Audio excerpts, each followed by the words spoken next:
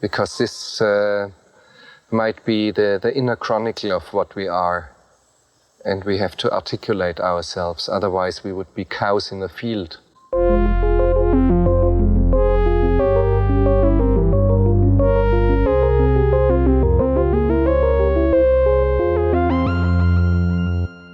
Welcome to Cows in the Field. This is a show in which we discuss philosophical themes in popular films. My name is Justin. I'm Laura. And today we have a big one. The film every other movie podcast has covered multiple times. Laura can't wait. She wants to say it. I think we're going to have to let her say it. Laura, what's the name of the movie we're covering? Heat. He's here. I can feel it.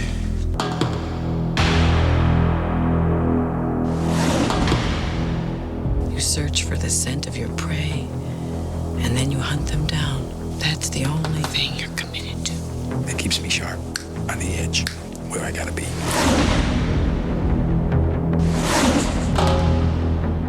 You want to be making moves on the street, allow nothing to be in your life that you cannot walk out on in 30 seconds flat if you spot the heat around the corner. Now, my life's a disaster zone because I spend all my time chasing guys like you around the block.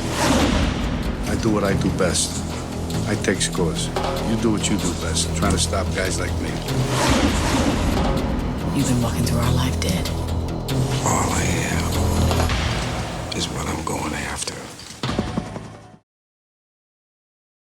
And welcoming to the show for the first time, we have Zed Adams. Zed is a professor of philosophy at the New School, where he co-founded the Institute of Philosophy and the New Humanities. He's written about philosophy of mind, ethics, and aesthetics. Welcome to the show, Zed. Thanks so much for having me. I'm really excited to be talking about this epic movie. Epic. Heat. It's a pretty important film, guys. Blake Howard did an entire 180 episode show on Heat. And we're going to find more things to say, I guess. There is more to talk about. That. It's a pretty important film. Let's just start with this small question, Zed. Small question to you, which is, what do you think of the movie Heat? I love it. I think of it as a conversational anchor. So it's the kind of thing that I love being able to presuppose in conversation. It's got so many characters. There are multiple plot lines. It's kind of funny to even try and summarize what happens in it. So it provides a lot of reference points that are nice to have handy when you're trying to discuss life. Yeah. So I think Heat is amazing, and Laura is mixed on Heat. Let's be honest. I mean, we've now covered, I should just say, we've covered 4 other Michael Mann movies. God. We've covered Ali. Is that real? On this podcast, we covered Ali. Yeah. We've covered Manhunter. Yeah. Collateral. Yeah. And Public Enemies. Okay. So this is our 5th Michael Mann film. Can we watch some women films at some point? What I think is interesting is that Michael Mann hasn't made that many films. So ratio of number of films the director's made to number of films we've covered. Yeah. It's kind of incredible. And I think that is generally true for film podcasts. I'm not quite sure why that is, although Laura has maybe some hypotheses.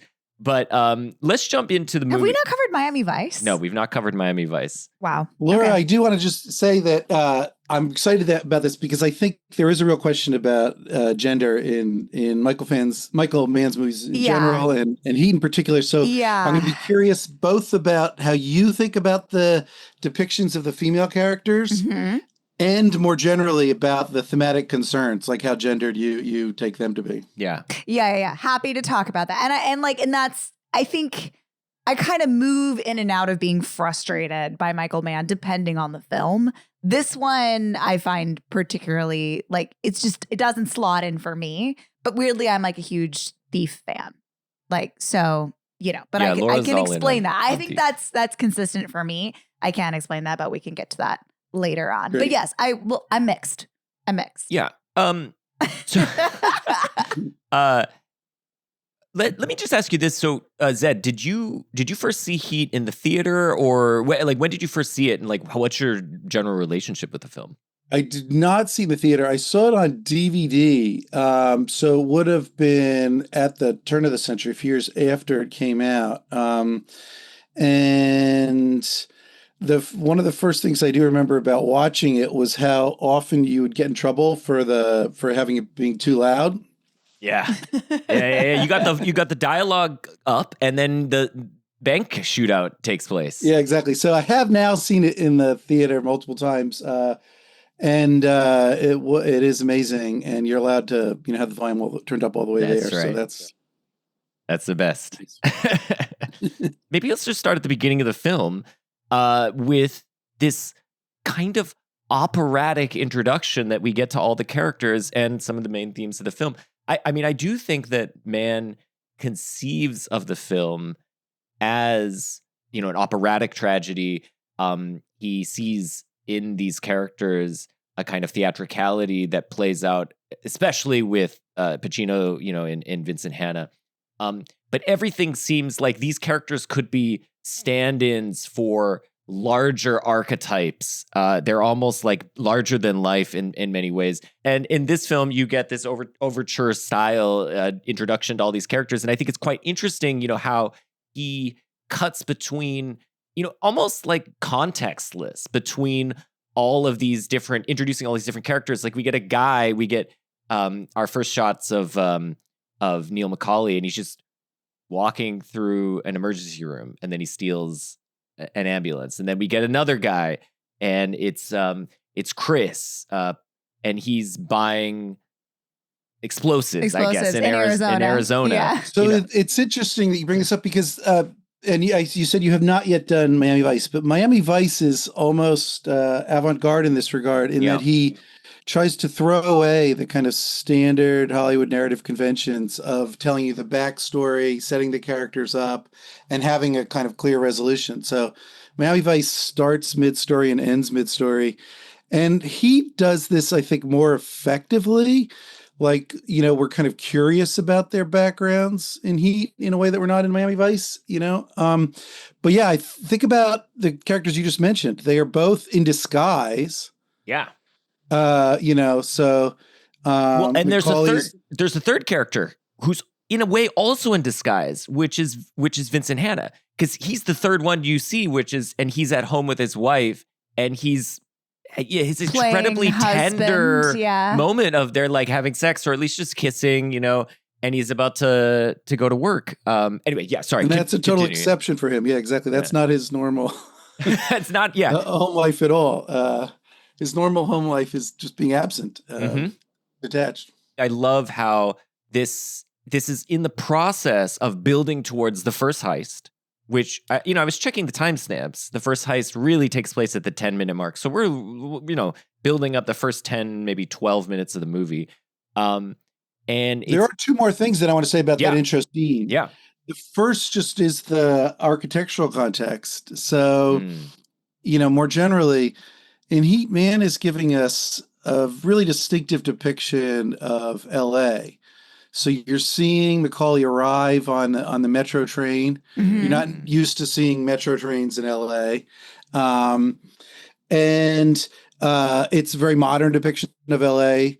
Also, the sky, the light is really clear. So it's not your typical like hazy, blown out vision of L.A. And then the second thing that happens right up front is as Macaulay walks towards the hospital, he walks right by a Paeta statue in front of the hospital. Right. And that statue is not there in real life. That was built by Mann and installed there as a prop. I did wonder about that. I noticed it this time before when I hadn't before. Huh. And I think we got to come back to that. So there's that imagery that gets established right at the very beginning. And that imagery, I think, is going to be recalled at the end in the finale of the scene between Macaulay and Hanna. Interesting. So describe the statue. What's the significance of that? Yeah, describe the statue, because I didn't even notice it. Oh, it's the Virgin Mary cradling her dead son in her arms. So there's this question of what that originally represents, and then what the kind of image of Hanna and Macaulay at the end of the movie represents in relation to that.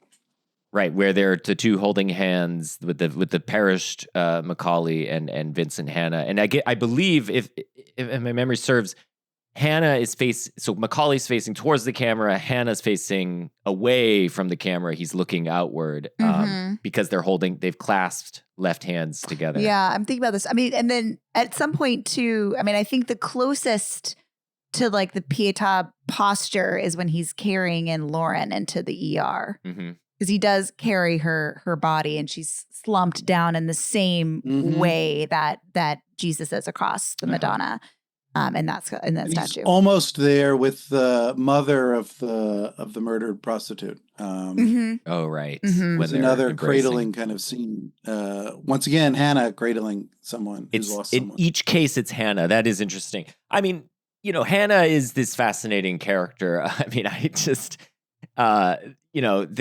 the two of them obviously exist in a sort of duality, but Hannah, this time around, I was absolutely, I was just taken by Vincent Hanna's character. And I mean, Pacino's performance, I mean, where do you stand on Pacino in this film?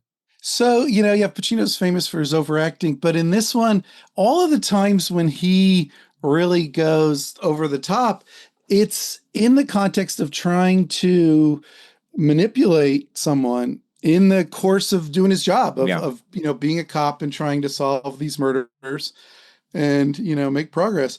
So I actually think in the world of the movie, you can see his overacting as intentionally theatrical, as a kind of, interpersonal manipulation.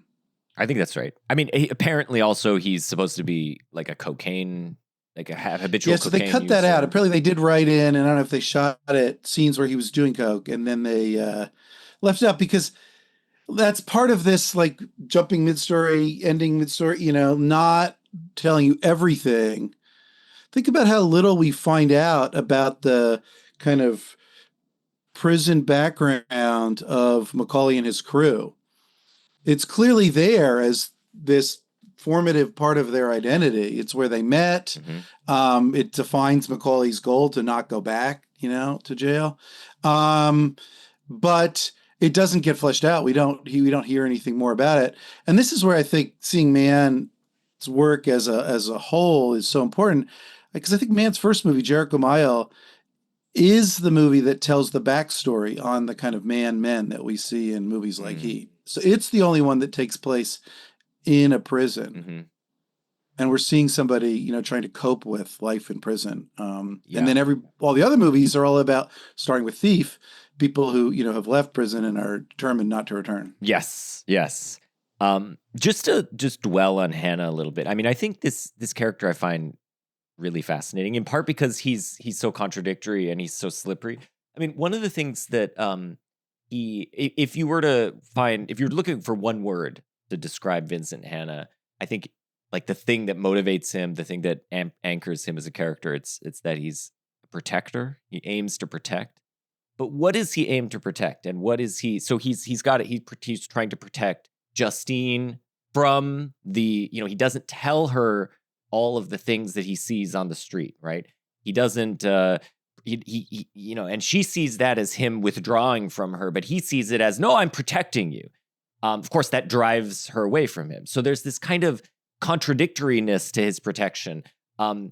In protecting her and seeking to do so, he drives her away from him.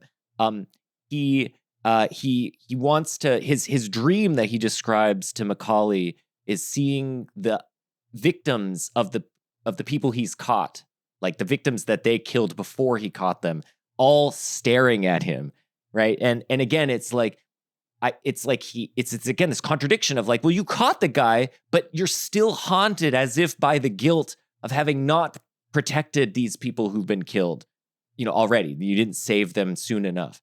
And I think this is also embodied a little bit in like the masks he wears, which is this character is almost like, Nick Cage described his acting style as like kabuki, like a kind of kabuki realism or something. And Pacino in this is a bit like that. It's almost like when he's on the street, he puts on this mask and he's like prancing around and he's over the top and absurd almost, and he says all these great things, which we'll talk about our favorite quotes, which are almost all Vincent Hanna quotes.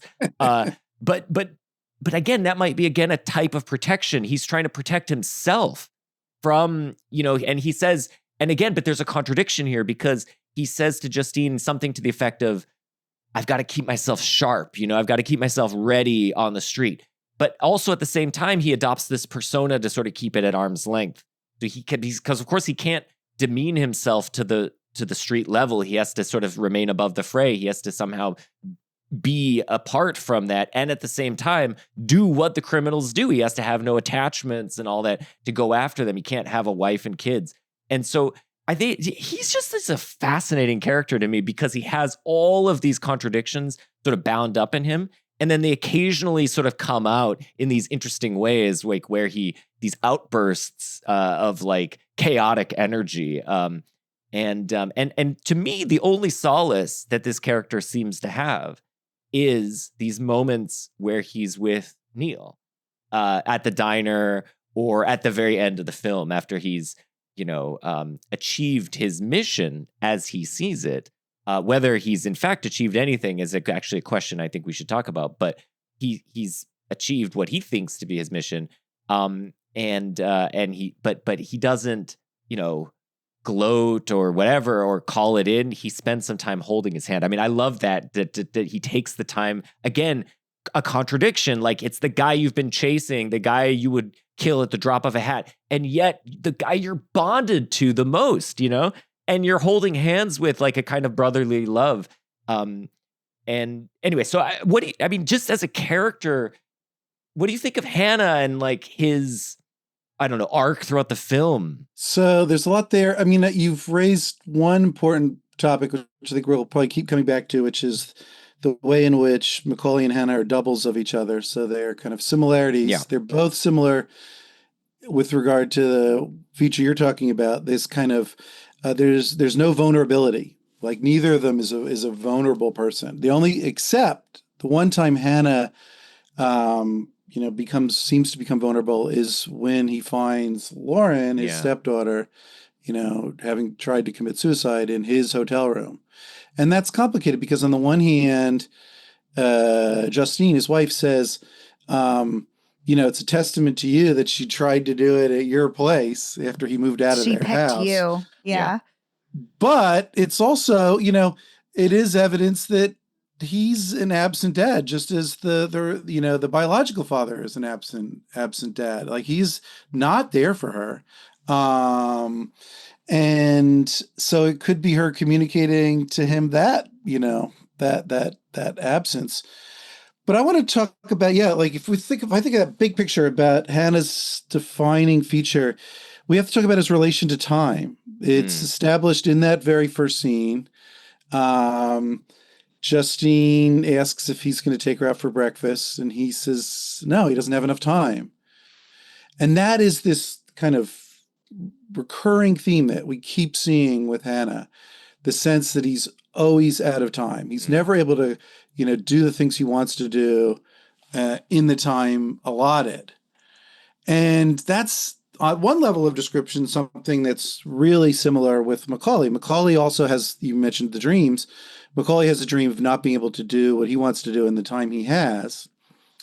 But in all of the times where we see Macaulay at work, he's the meticulous planner. And of course, in all of the heists, he is able to do the things in time. Like, that's what one of the main points of that first armored truck heist is just how time conscious and effective he is. He only goes for the bearer bonds. Yep. They're out of there before the cop cars get there. And so when I think of Hannah, I think of, why, is he so often yelling at people, don't waste my motherfucking time. That's his like kind of central concern at work. Yes.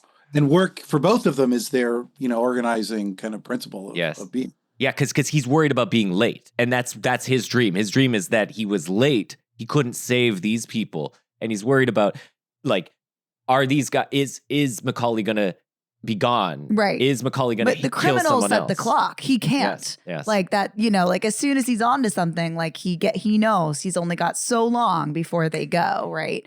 And that's like, as we get further and further in the movie, he's like, he's gone. That's it. Like, he's like convinced that he's lost Macaulay. It strikes me as another thing about Hannah in relation to time is he's late to Justine because of that initial armored bank heist, because I got 3 bodies off Ventura Avenue or whatever. The chicken was overcooked. That's the line. It's again, he's hours late for is it Lauren's birthday? Is that right? No, Or- she just made dinner. She made dinner, 'Cause okay. She thought they Just were made like dinner and- doing well again because they were romantic that morning, and she wanted to keep she was like, she said she's every time I try to keep a consistent mood between us. Yeah. Yeah. Yeah. But time, I think, also defines Neil. So Neil Macaulay is a character who, in many respects, is, of course, thematically linked to Hannah, but it's also, in a lot of ways, the polar opposite of him, in that where Hannah is often, at least seemingly, impetuous and has these outbursts, Macaulay is cool and calculating and calm and collected, and has these, adheres to time. He's not late. He's on time. But he also laments about not having enough time. And he does so to Edie, right? That's where he brings it up in, and that's where you get the very like famous now man Time is line, luck. "Time is luck," where he says the time is luck thing, and that's which recurs throughout Mann's filmography, at least in Miami Vice, and maybe does it also occur in Black Cat? Anyway, but it definitely in Miami. It occurs it starts in Thief. In Thief, right? Yeah, because remember, he's Frank is trying to make up for the time he lost in prison, and so that's why he's desperately trying to make the money as quickly as possible, which is what gets him in bed with the mob, which ruins everything. Well, I want to ask you guys. So whereas I kind of understand Hannah, I think he's a kind of complicated, contradictory character, as I've suggested. I mean, that's my reading of the character.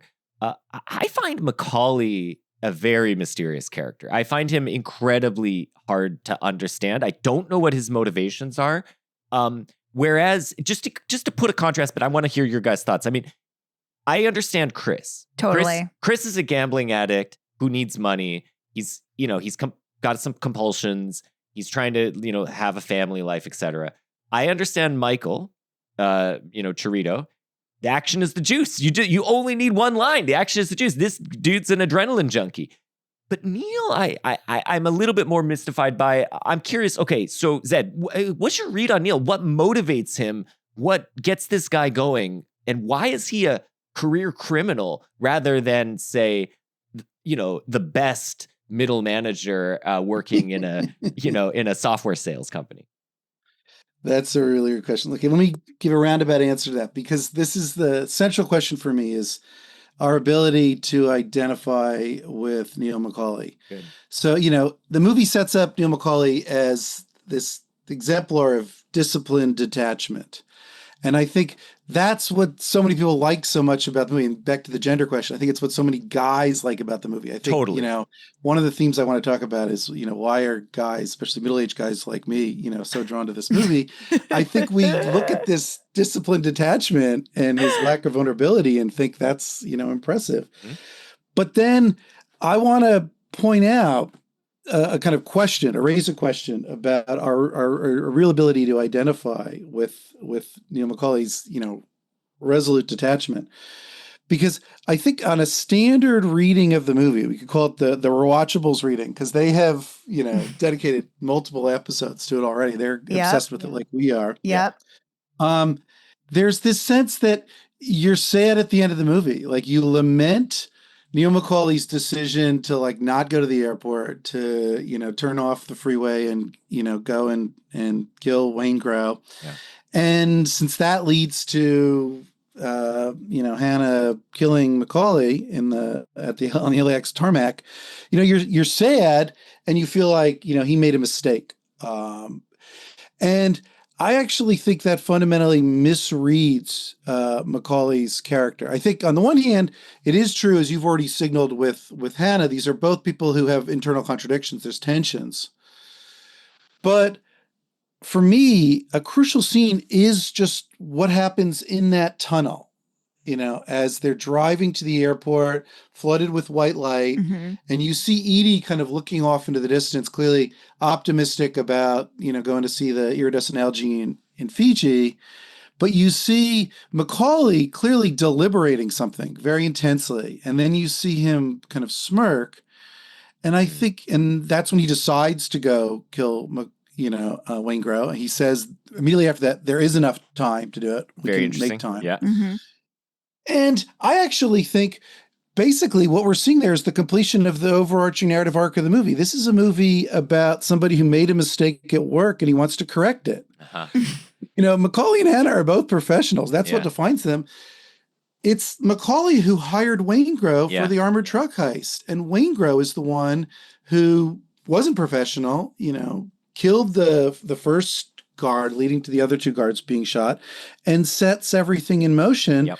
And so it's not revenge, or not just revenge. It's Macaulay's professionalism that's motivating him to clean up this mess he's made. And one more thing about the doubling, of course, we learn halfway through the movie that Hannah himself is pursuing Waingro. Mm-hmm. Waingro is the serial murderer of, prostitutes that he is pursuing, that he knows about. He knows who Waingro is, but there's a kind of sense reference thing here. He doesn't know that Waingro is the murderer of the prostitutes. Yeah. So he is unable to accomplish the task before him, his job. But Macaulay is the one who successfully accomplishes that task. And I think that's kind of, definitive. And you got to think through, just to add one little kind of bow on this, what Macaulay's life would be like, in Fiji. Is Macaulay going to be happy lounging on the beach in Fiji? I mean, man loves depictions of the beach. Yeah, exactly. Laura, what do you think about that? Well, also with Edie, the thing that I hate the most about this movie is the Edie part. Oh, girl, get out of there fast. And I'm confounded by the whole love story of him and Edie. I have thoughts on that. I think I could try to motivate that, but just yeah. Go ahead, Justin. No. But I think we should talk about Edie. But I just want to underscore he won't be one thing. happy on the beach by himself. You're No, right. I think that's right. With by himself or with Edie doesn't matter. He can't not be doing what he's doing, like he and Hannah talked about in the diner. We don't know how to do anything else. I like that. Yeah, no, exactly. Yo, can I just underscore one thing Zed said, which is that Hannah does not know that Waingro is kind of, in a way, the murderer he's going after. Of course, he does know he's going after Macaulay, who is the murderer of some of the bodies, but not of all of them. Not only that, he's got Waingro in protective custody because Waingro's an informant. So he's protecting him. Very surely this guy is going to, in a way, get off because he's not, he's being protected by the police. Yeah, he's sitting there in his Marriott marquee. He's got his robe. Oh yeah, it looks like a really nice robe. It does look like a nice robe. They don't give you nice robes anymore in hotels. He has a suite. I know he has a suite on the 17th floor. I know. Can I just clarify something, Zed? Since it sounds like maybe even you've watched this more than we have, but I noticed this time around when we mentioned the time that Hannah sort of grabs the woman who's crying, the mother of the sex worker who's been murdered. That body that we see by the pool is in fact a different woman than the woman that we see him talking to at a different point, right? I don't know. Because I noticed that this time, is it the same woman? I thought she had different hair. That's the woman in the hotel room. Okay. Who he said, I'm the Grim, you're meeting the I'm the Grim thought. Reaper. I thought we were even seeing a different victim. Wow. Well, because she has longer hair, the body, you only see the body so briefly. But I was that's an interesting way how this movie kind of weaves in and out of time and like episodes and stuff. Like it would be interesting too if Mann was showing us Waingro's interaction with one woman, and then later we see another body because she makes reference to it's the same match as like the three other ones. It's a serial thing. Yeah. It's a serial. So like it could have been. Yeah, we don't know. We don't know. It could have been a different woman. Which is anyway, I thought that was interesting that I feel like if that's true, that is kind of a cool way too, that he's like, well, I want to make one kind of meta comment on the timeline. I think it has to be her because I think an important feature of the movie is that everything we see happens in chronological order. Okay. So it doesn't ever jump around. Sure. And I think that reinforces the sense that you're living in the present and the past and the future don't exist. And so we have to do what, we're going to do like now, which is, what Macaulay and Hannah are both kind of stressing over.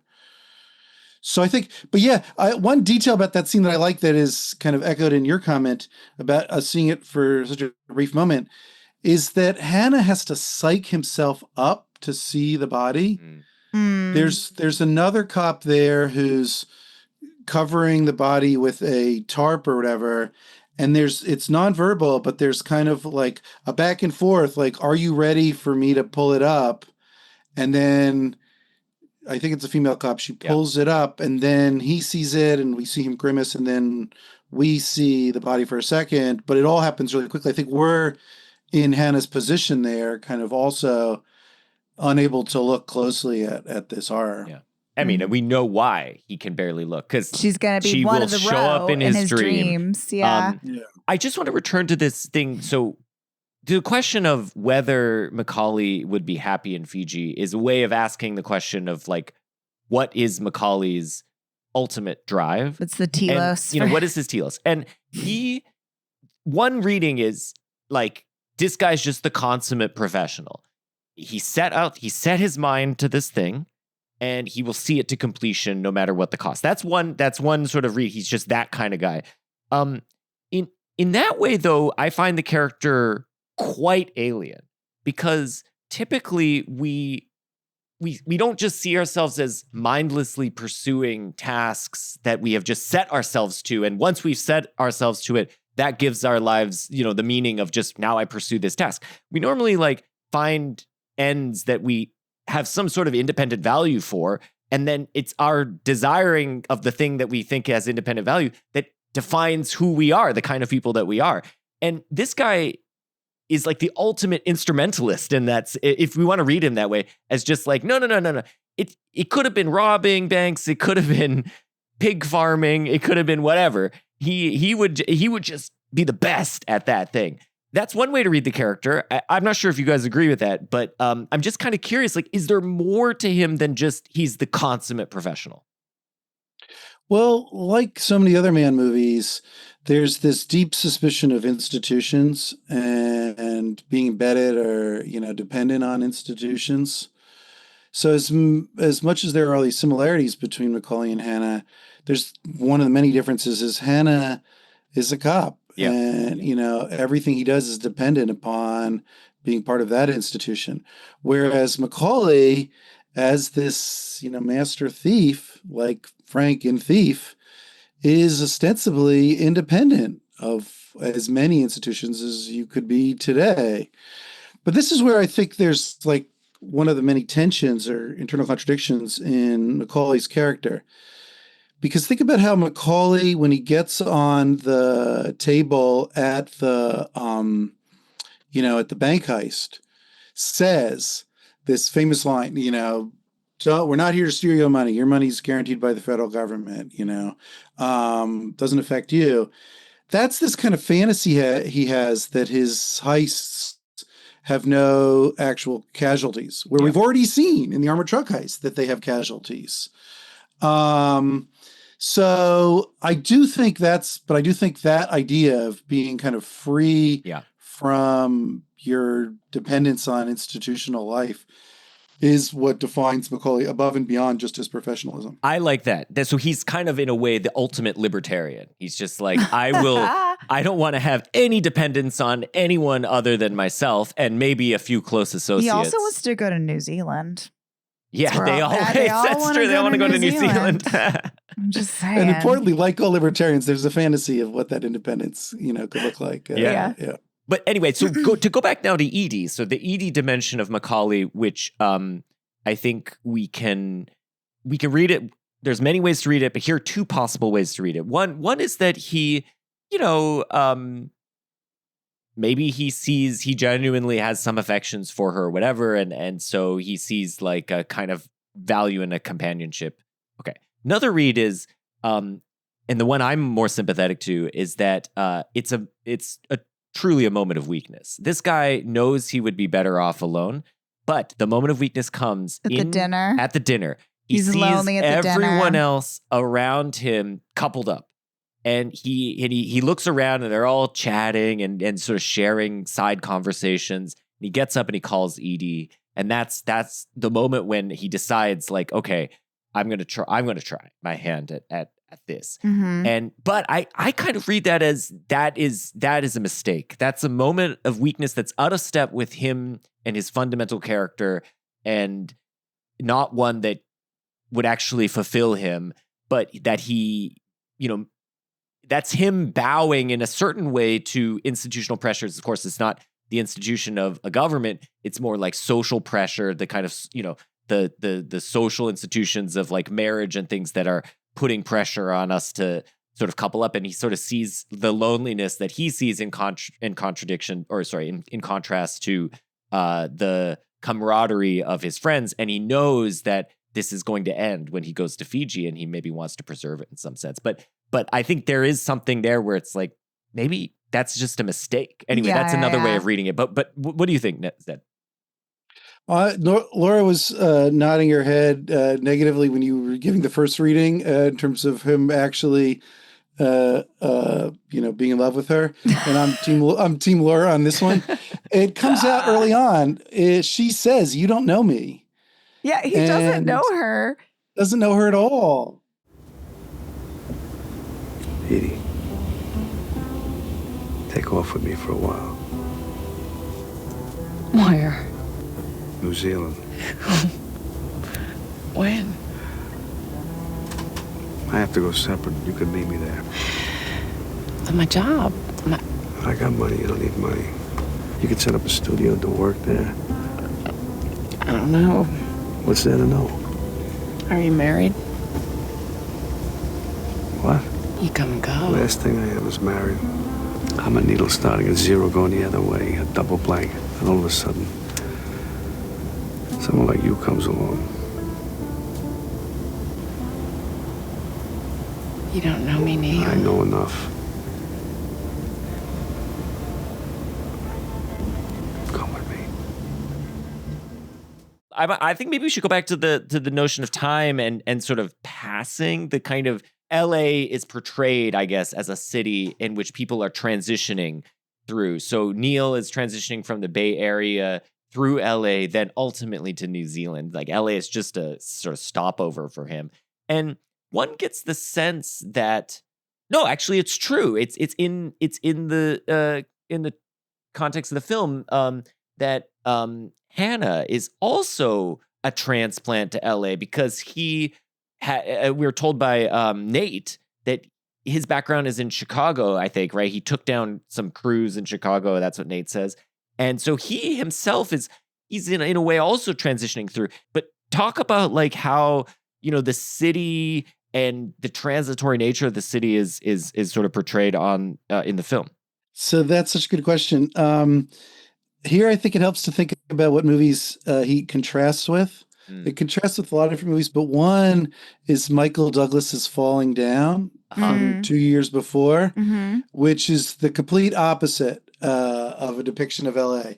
It's a movie in which everybody's stuck, and importantly, it's a movie in which you're stuck in traffic. That's what gets the plot, started. Yeah. Where think about Heat. No one is ever stuck in traffic once. You don't see anyone ever stuck in any traffic whatsoever. It's because you can just take your helicopter. You can just, exactly. It's amazing. In the city. How did he get in a helicopter so fast so many times? He's in a helicopter like 3 times in that movie. Major crimes guy. All right. Sorry. So I think that's part of this very different, atypical depiction of LA that you're getting. Man is trying to, he doesn't depict any, even though the movie is filmed all on location, none of the locations are the stereotypical depictions of, the Hollywood sign or City Hall downtown, or even a stereotypical depiction of the beach. None of that. And then another thing about Falling Down, it's a bright daytime movie where the light is filtered by the smog and it's so hazy. Everything is this orange glow. Orange. I think that movie is orange. Yeah. Whereas this movie, Heat, is all blue. Everything is a crystal clear blue glow. And so that's, I think, sets up this no traffic depiction of LA. Depicts a world in which everybody's in transit. The movie starts, as I said, at the train station, ends at an airport, and everybody's just in motion. Home life doesn't exist. There's nowhere they go to like settle down. So I think, you could think of all of the spaces, all of the actual locations that he uses here as trying to illustrate they're all places where we go in passing. They're parking structures. You're under the freeway. You're at a late night diner. they're not, what we think of as, if we think of like communal shared spaces, like coffee shops where people know you, they're the opposite of that. They're not third places in that sense. They're this transitory non-place. I think that's really, really important for the depiction of LA you get in the movie. And the flip side of that is when we get a domestic portrayal, it's portrayed as a prison. So Hannah's home, he's always, there's a lot of long lenses used in this, and we should talk at length about the telephoto lens in this film, because it is just unbelievable the extent to which these guys are shooting on 200 millimeter lenses and stuff. But one of the effects of the long lens, especially in tight spaces, is that it's claustrophobic. It focuses you in on one person. And very often Hannah, he's portrayed in this, whatever he calls a dipshit postmodernistic home with these odd angles. He's Dead tech. He's bullshit boxed in. House. He's boxed in, and there's even a point in the kitchen where he pushes his arms out in the kitchen, as if to just get space, and it's he wants more space. He's trying to break free. The other one is the silhouetted shot, very famous silhouetted shot of Macaulay looking out over the ocean. Yeah. Classic man shot. But the thing I noticed this time is in that shot, you've got several black columns. 1, 2, 3, freaking jail cell bars just right next to him. It's as if when he's at his home, he's imprisoned. He's back in prison. And his home, although it rules, really nice, is kind of a prison. There's almost nothing there. He's got no furniture. He's got just the basic essentials like you would have in a prison cell. And you have this. I have thoughts on both of those things. So, the first is on the line Hannah says about his wife's ex-husband's house. He calls it the dead tech postmodernistic bullshit house. Yes. When I first saw the movie and saw that line, I heard that line, actually it annoyed me because first of all, you should just say postmodern, not postmodernistic. Yeah. That's superfluous. And dead tech is not a widely used phrase. So that always kind of grated on me. But then one time I was at Hennessy and Ingalls, the art bookstore that Edie meets, or first sees Macaulay at. And Hennessy and Ingalls has actually published a book on architecture from the 90s called Dead Tech Architecture. No way. Wow. Oh, Yes. okay. And so once I saw that, I was like, oh, there's more to this. And then it turns out that actually Justine's ex-husband's house was designed and built by this really famous LA architect, Tom Main. And it's his house. He didn't just sign it. It's his house. He lived in it for 30 years. Tom Main wrote that line for Mann, making fun of his own house. That's funny. Really? Oh, that's amazing. That's my favorite line in the movie, by the by. It is a time capsule from the 90s, though, in that sense, in that dead tech, even though it was the title of a book, never got picked up. And, Yeah, I didn't really think about it because I feel like half of the things Hannah says, sound kind of weird to me. You know what I mean? I can't remember what he's like, when we hooked up, babe, we bought a big, he says all kinds of crazy crap that no person has ever said in the history of ever, but because Pacino's saying it, you're like, all right.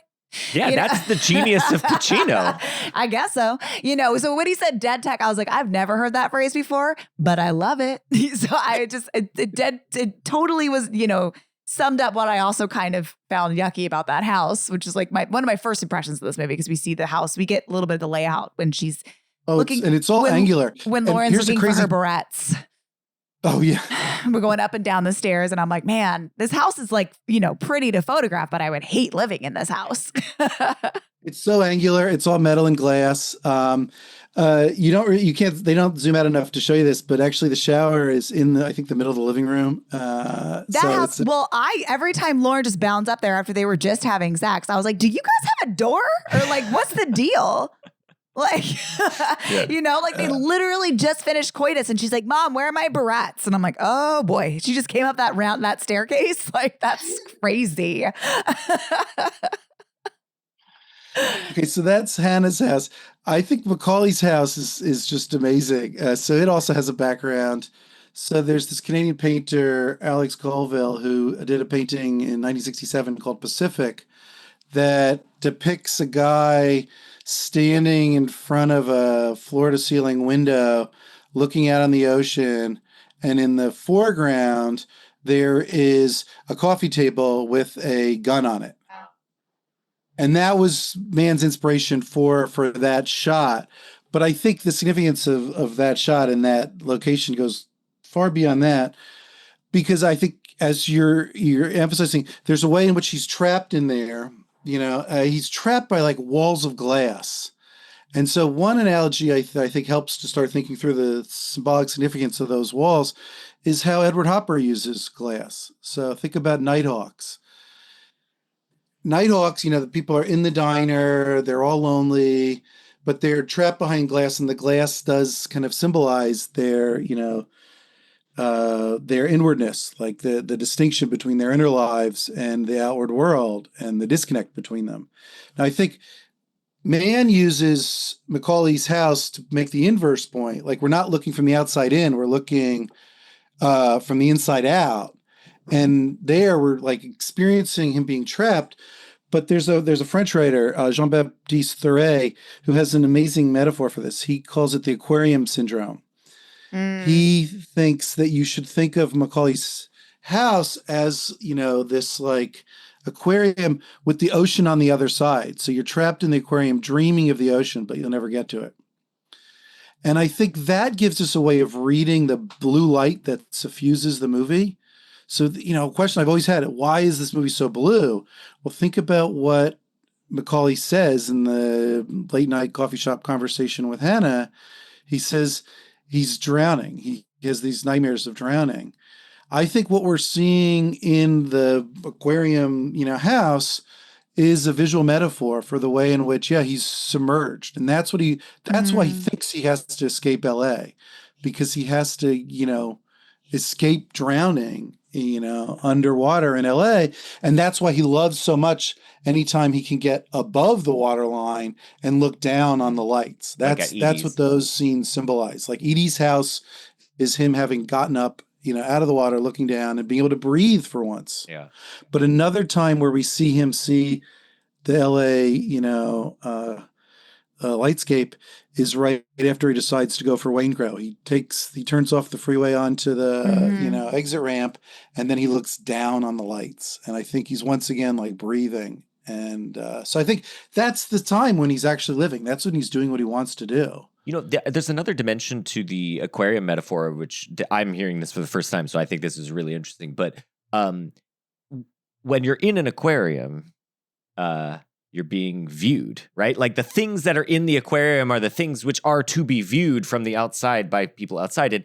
And I think that is, so there's the kind of like panopticon style of like when he's in his house, he's vulnerable because he's potentially, being viewed from the outside. But when he's up perched on the, up at in the Hollywood Hills or whatever, looking down, he occupies the kind of the predator, which he's not the predator in this film. He's the prey who's constantly having to avoid. He's the mouse in the cat and mouse idea, dodging Hannah's eyes. And so, but when he turns in that moment, as Wayne, we'd go after Waingro, of course, he's the predator again, and he's perched up, looking down. So there's this kind of interesting predator prey thing, and then also like the being observed in the who's watching aquarium. who's watching surveilling who. Yeah. That's an anxiety throughout this movie too. Yeah, I love that scene where Vincent Hanna realizes that he's been made. Yeah, that's right. Yeah. When they flip it on them and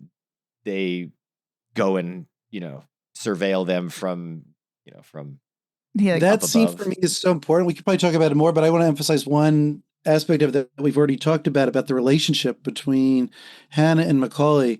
That scene, we're talking about the container, yard, scene. That's the second time where we see Hannah figure out what Macaulay is thinking. So we see his ability to mind read, Macaulay there. Just like after the armored truck heist, I think it's such an amazing fact about the kind of how the narration of the movie is laid out, how the story is told, that the way we find out why the heist went the way it went, the first heist, the armored truck heist, is from Hannah's reconstruction. Mhm. Hannah figures it all out, and the movie never returns to that because he's just right. We don't need confirmation from Macaulay that those were his intentions, and that's why he did the heist the way he did it. Hannah's just right. And then once again at the shipping container yard, Hannah's just right. He figures it out. Oh, we've been made. That's why they set us up here. And then the two more times are after the bank heist. Hannah knows that Macaulay's not going to trust the out he had planned for himself. And so his leave's going to be delayed. And he's right about that. And then crucially, because leads to the finale of the movie, Hannah's right that Macaulay will go for Waingro. If they get the word out about Waingro, he knows that he'll do that. Yeah, that's right. Once again, that's what leads to the finale of the movie. And this is what I think is so interesting about Hannah. And there's a parallel here between Hannah and Will Graham in Manhunter. Because again, and there's this contradictory thing of like, he's the guy who can embody the mindset of in the case of Will Graham, the serial killer. And that's how he's able to catch him. And Hannah, similarly, he's got that thing, the edge, keeps me sharp, what he says to Justine. He can hold on to that kind of the darkness inside of him that brings him closer to someone like Macaulay. And that's what enables him ultimately to catch him. Just to reinforce the point we made earlier, it's kind of mean to keep pointing this out, but obviously Edie has none of that knowledge of what Macaulay's like. That's right. To reinforce the sense that they have no kind of relationship. Yeah. There's no mutual understanding. Well, she's an innocent. She's the pure innocent, whereas Hannah is someone who is tainted. I mean, I think that's the contradiction in his character is he's tainted by the evil and the darkness that enables him to track these guys like Macaulay, but at the same time, his impetus is to protect. So that's the kind of dual nature of him. But she's an utter innocent. Like that's why she cannot detect him. And she has no access because Macaulay has lied to her. Unlike Frank in Thief, he doesn't enter into the relationship transparently. He lies to her. So that just defines their relationship in that sense. I want to ask about one. Oh, do you want something? I don't know if this is the right time to talk about it, but if we're gonna, I feel like I've been really down on Edie. Not Edie as like a character or necessary or Amy Brenham's like performance, but I just want to like say that I love Diane Venora. Okay. I think as Justine. As Justine. I love her as Justine. She gives it right back. She's really good in man movies from this and The Informant of given that's like right. Not The Informant, The Insider. The Insider, excuse me, thank you. The Insider. She just like I like that man puts her in there to call the men on their men shit. And she's pissed off, and you empathize with her always. I think you empathize with her in The Insider, and you empathize with her in this, and she has some really wonderful lines. And she's an equal to Vincent Hanna in some ways, and she's incredible in this movie. She is fully aware, but that's in part because Hanna has been honest with her. He said up front, but she does not take his honesty as excusing. That's what I think is so good. She's like, well, that doesn't excuse you. You still have to be in a relationship. You still have to be a part. Yeah. You have to be present. Fine. Like I understand that this is your job and you're going to be gone a lot. You still have to be like awake with me when you're here and like paying attention to us and our feelings.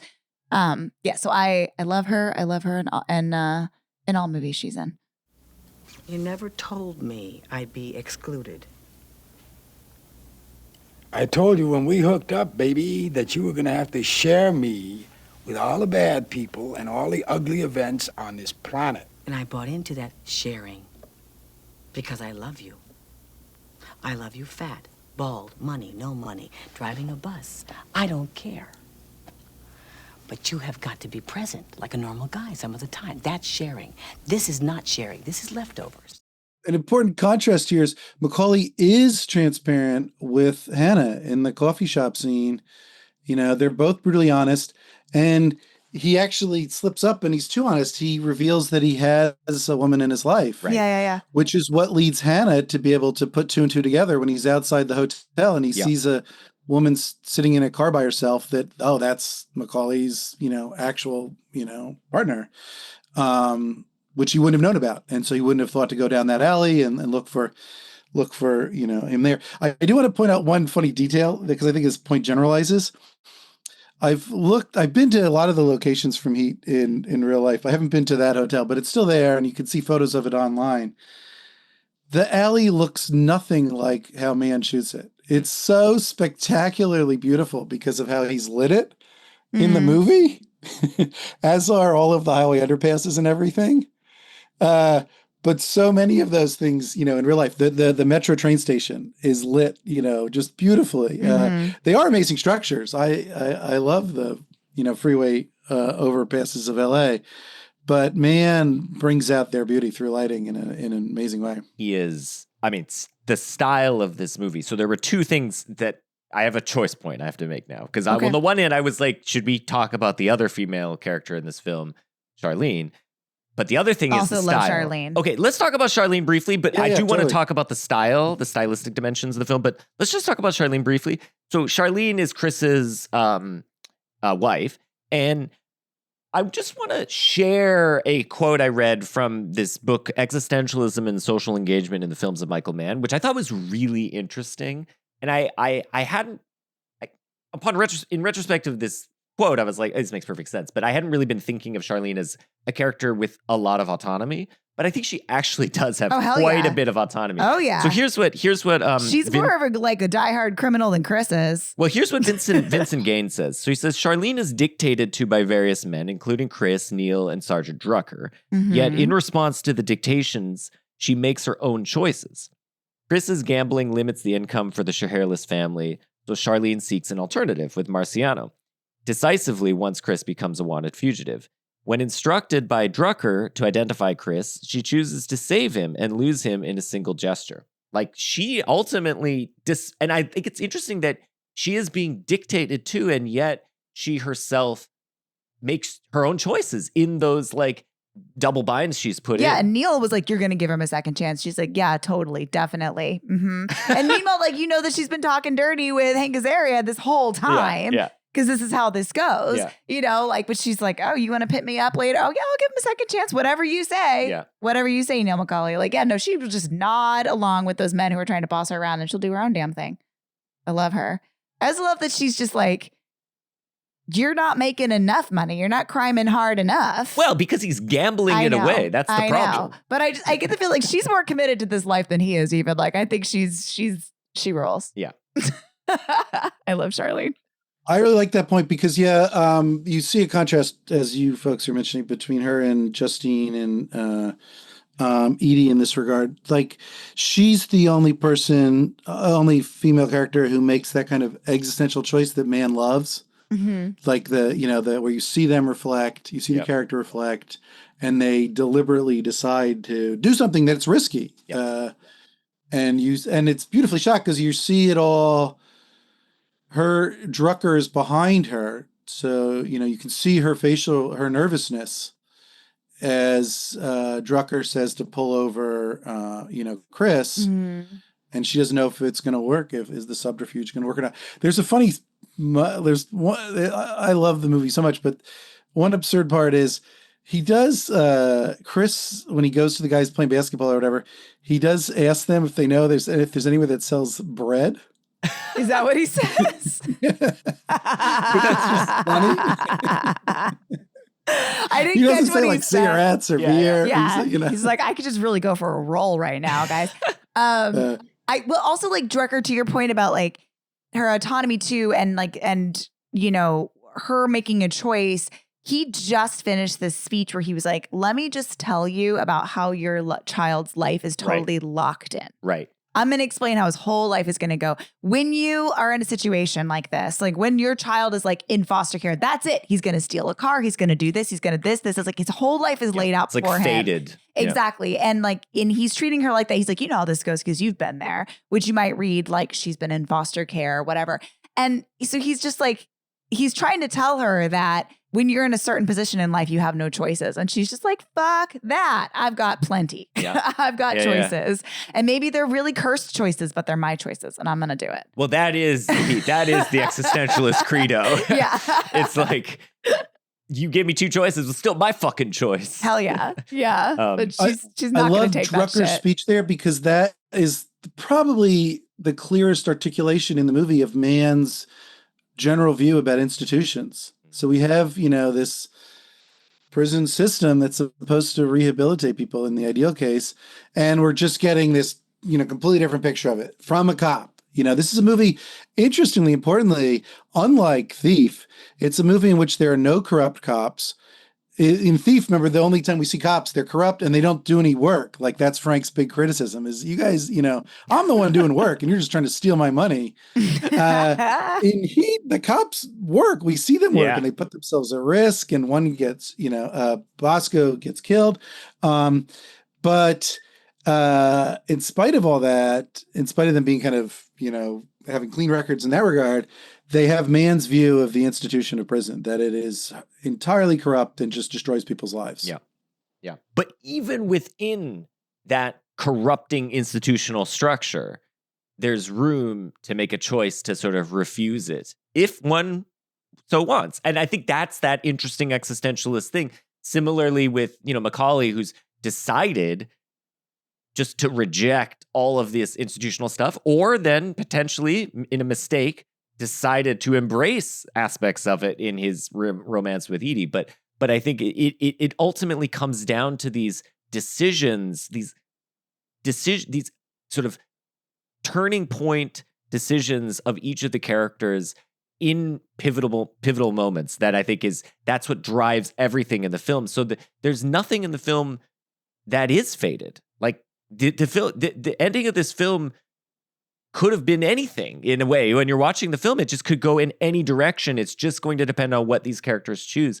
And I think that's some of the brilliance of Mann's writing, is that he can, and part of why the film is so rewatchable is that even seeing it, 10 times or whatever, you're kind of, like the rewatchable guys are like, don't do it, Neil. Don't turn that car around, even though it's going to happen. It's that kind of like within the superstructure, like he can still not turn because it's his choice. This viewing, he's going to make it's it obviously that's absurd, but but like, So can I ask about I want to ask a question about the style. So the film, Mann described his approach to movie making as stylized realism, which I think cannot be put better.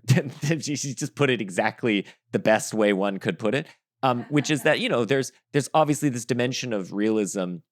The characters are, the dialogue is highly researched. Mann's, he's working with real cops and has spoken with career criminals and so on. He wants them to. The actions that they take in the course of robbing the bank or drilling into a safe or whatever are all like, they at least come across as incredibly realistic. And yet there's this sort of like highly expressionistic stuff that's just strewn throughout the film. And one of the aspects of it that we've already mentioned is the like use of long lenses, these telephoto lenses that just collapse the space around the characters. So you get these tight close-ups. I mean, I think the best instance of this is one of those final shots of Pacino's face, the close-ups on his face with the telephoto lens, where you get and of course it's an anamorphic lens, so you get the stretched oval-shaped bokeh in the background, the blurred lights that have gone completely oval, and then you get this. He's almost like the face is overexposed, and I was telling Laura, it felt like in that moment there that it's like the faces of like a boxer in an arena where they're just completely overexposed because the lights are so harsh on their bodies and faces, like prize fighters. And that's kind of what it feels like. It's like a prize fight, these two heavyweights going at it. So there's these moments of high stylization. And yet, of course, in that moment, what is causing, there's a realistic ground to that stylization. These planes going overhead. And then these lights for the tarmac light up or whatever. So talk about, other dimensions of this kind of what Mann has called stylized realism, because I think this is really particular to him as a filmmaker. And I think Heat, to me, is one of the high points in his filmography of this kind of style. Well, there, I think a starting point could be Mann himself. When people ask about what genre this movie is, he's always adamant that he's not a genre filmmaker, so it doesn't fit in any genre. Now, I Oh. think it does fit in multiple genres, and we could talk about that. I think it's a third heist film, a third police procedural, and a third romantic melodrama.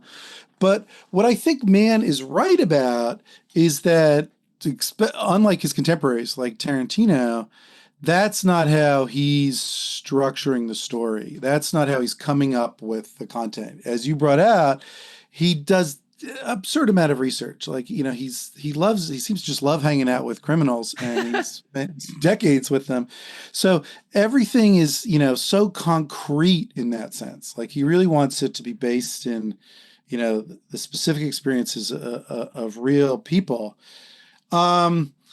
But that said, of course, these narrative arcs that we all know and love keep recurring. It's a one last, job movie. Like, that's explicitly thematized. And I think it has some kind of dialogue with classic heist movies, which are all about the fantasy of a meticulous planning, being able to account for every possibility. So think about Kubrick's The Killing. And stylistically, I think Mann is very similar to, Kubrick. There's a lot of similarities there. But The Killing is all about exploring that idea of, how, this kind of modernist, rationalist fantasy that we could plan for every eventuality doesn't work out because there could be just one contingency we didn't plan for. So Jane Jacobs was right, life is messier than that, and the modernists are wrong. So that's in, the context of those 50s movies. Man, it's harder. Like, what is the moral of his heist movie if we think about it in that genre? I think it predates the 50s movies. This is where I think the anti-institutionalism is the real point. I think Public Enemies is the most explicit articulation of this. So Public Enemies is in a sense a retelling of this part or point of Heat, where it is all about can we return to nature in a sense, and be unencumbered by these federal institutions like the FBI or even these big mob organizations that are now stretched across the country. I think that's what he's trying to get us to see in Macaulay, a kind of representation of work outside those boundaries. But then we're seeing the cost of that, because Macaulay, just like Hannah, is totally consumed by his job. And so here's just a question I have for both of you. When Macaulay says to Edie, I'm alone, I'm not lonely. Yeah. Do you believe him? I think that's a central question to understanding him as a character. And in a way how you answer that question is going to answer what you think about his relationship to Edie, as whether it's a slip or whether it's driven by a genuine, desire for human connection. I think I cannot understand Macaulay's character. I find it very mysterious. I find him, even, when I know he's lying and when I know he's telling the truth, I find him not revealing very much. I find it very hard to answer that question. Do you have thoughts on that, Laura? I don't think he's lonely. I don't think he connects with people the way most people do. I think when he asks Chris, I don't know what you're doing here. This is a lot of drama. You're on my couch, or my lack of couch, because I don't have any furniture. And remember, we're not supposed to have attachments. And Chris just says the sun rises since that's with her. And he's like, okay. I think he's just I don't get it. I don't think he knows what that is. I don't think he's ever felt it. And I don't think he feels it with Edie. But then what about the dinner scene? I don't know. I think it's just something to do, but or he thinks he's lonely. He thinks he feels a connection with Edie, but I don't really think he's lonely. I don't think he knows what that is. One kind of amazing thing that happens at the dinner scene is between Chirito and his wife. So Chirito surprises his wife with this big ring. Yeah. And she, is delighted by it and shows it off. And then an amazing instance of nonverbal kind of communication, of showing, not saying, we see Charlene clearly be disappointed, in her relationship in that regard because Uh-huh. because her husband is gambling away all their money, and then Chris leans over and whispers something into Charlene's ear, which I take to be him saying, "Oh, don't worry, next time I'll get you something nice," And we see in her face, I think, just total disbelief. She's like, Yeah. I don't believe anything you're saying," even though we can't hear what Chris is saying, and we can't read literally into her mind. I think that's what's happening, but I think that sets up that performance of Chirito and his wife sets up Macaulay's envy, which leads him to pick up the phone. It's a performance because, of course, Chirito is the action is the juice guy who's willing to abandon his family, even though he doesn't have to for monetary reasons. But the phone call raises another question. When he says he was always going to call her, do you think is that true? Is he being honest? What do you think, Laura? No. That was just that moment. Yeah. He just calls her on impulse. It feels that way. Yeah. It feels that way. Do you agree with that, Zed? I agree with that. And I think there's a nice, I'm obsessed with Blue in the film. As he says that and as she buys into it, you see him turn his head and there's this glowing blue wall off to the left side from our point of view of his head, which is just a callback to him trapped in his, aquarium at home. Wow. So I think it's that image of him being kind of trapped that we're seeing him try to escape from, but in this fantastical kind of way. So, I want to return to the institutionalist stuff and just think about this movie in the context of the history that's set out in Public Enemies. And in Public Enemies, you have Dillinger and these guys who are, they're it's the beginnings of organized bank robberies, and in a way, the early days, and it's nowhere near as sophisticated as these guys. And meanwhile, these guys they're the inheritors of the framework that was built by people like John Dillinger. And these guys, I think it's important to note how they do not see themselves as criminals in a way. They don't see that, they don't identify themselves with that. They see themselves as professionals. Macaulay distinguishes himself from the petty thieves. You see me doing thrill-seeker liquor store holdups with a Born to Lose tattoo on my chest? No, I do not. Right. I am never going back. Then don't take down scores. He looks down on the kind of person who wouldn't take seriously the job of criminal. These guys are so professional. And I think what's kind of interesting is that, of course, this is what bonds the two of them. But so I looked at this book called Capitalist Realism by Mark Fisher, which talks a little bit about heat. And in it, he says, he was contrasting what's going on in Heat from the kind of criminals in Heat from the kind of criminals that you see in The Godfather, where in The Godfather, you have Cosa Nostra, you have these guys that are driven to the life of crime by a kind of fidelity to the family, and they have these ties to the family and stuff. Here, the family is it's like the thing that's getting in the way of the crime. Yeah. It's like he says the family ties are unsustainable in such conditions, and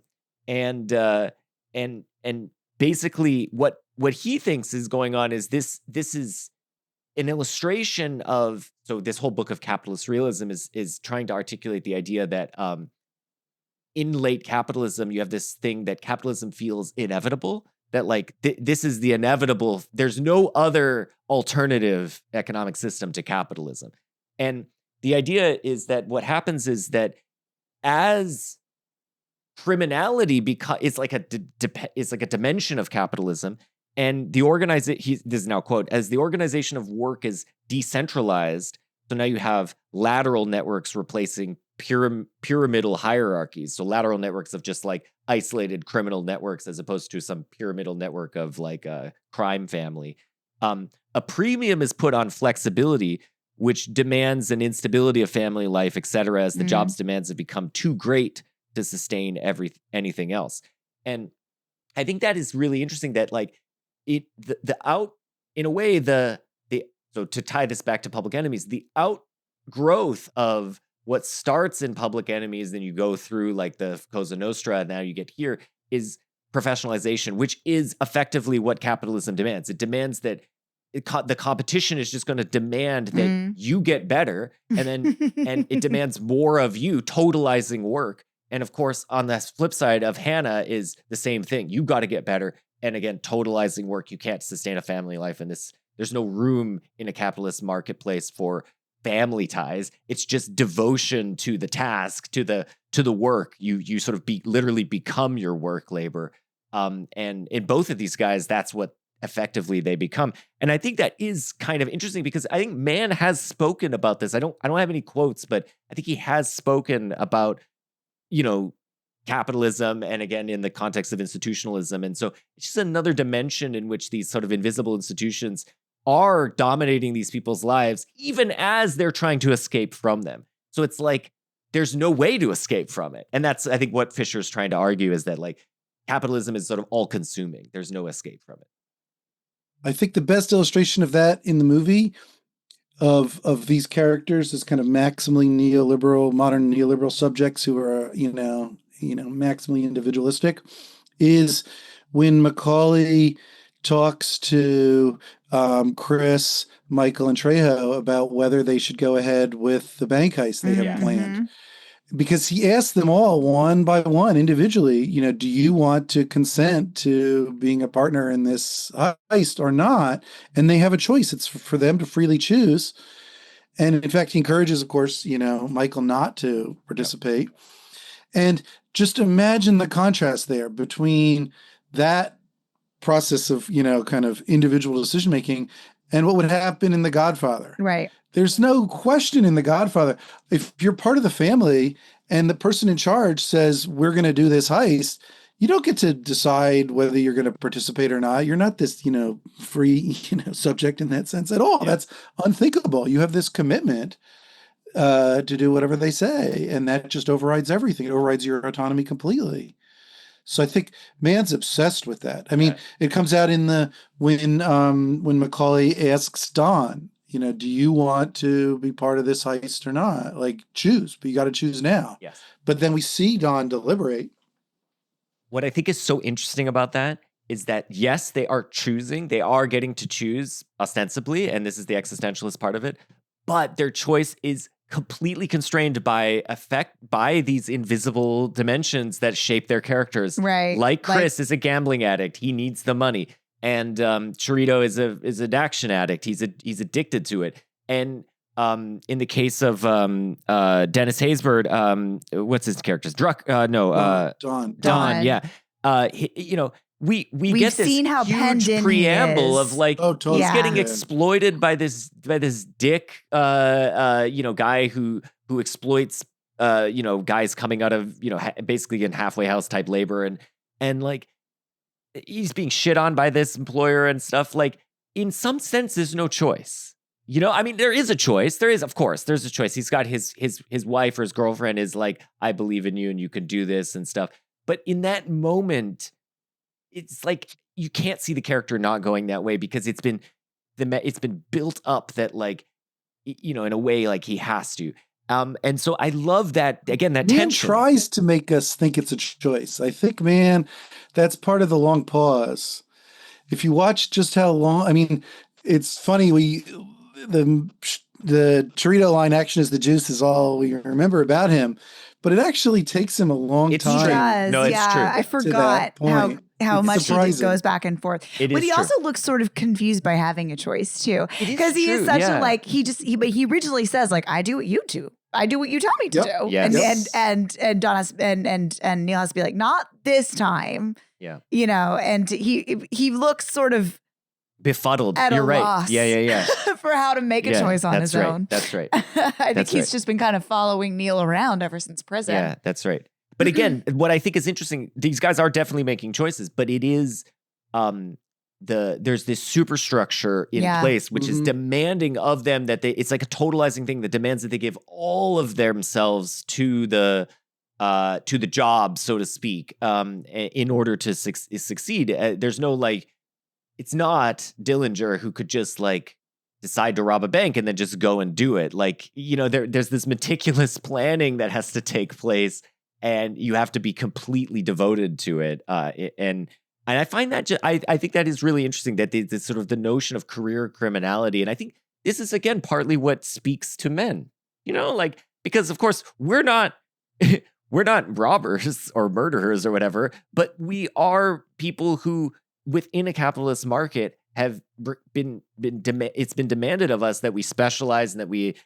spend a lot of time getting good at one thing, kind of honing a craft.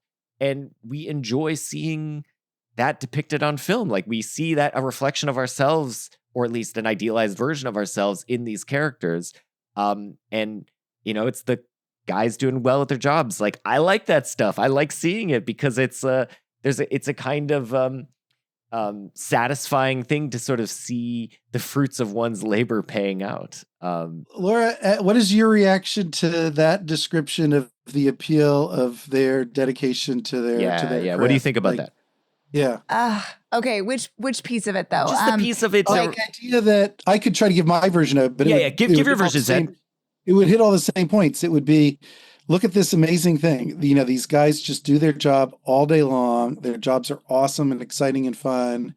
And it's kind of a joke when he comes home late and when Hannah comes home late and Justine asks, where were you? He's like, at work. Like, where else would I be? Like, that's who I am. That's what I do.